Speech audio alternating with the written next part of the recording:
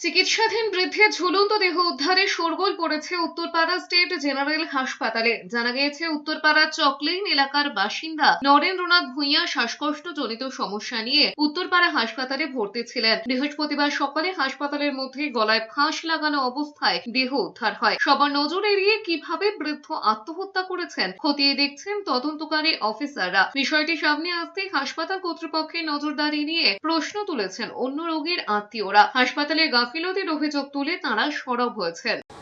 নিরাপত্তা তো বাড়ানো উচিত। একটা পেশেন্ট এখানে ভর্তি হওয়া অবস্থায় সে সুইসাইড করছে, তো এটা তো নিরাপত্তার অভাবেই তো হচ্ছে আমার মনে হয়। তো নিরাপত্তাটা তো আরেকটু বাড়ানো উচিত।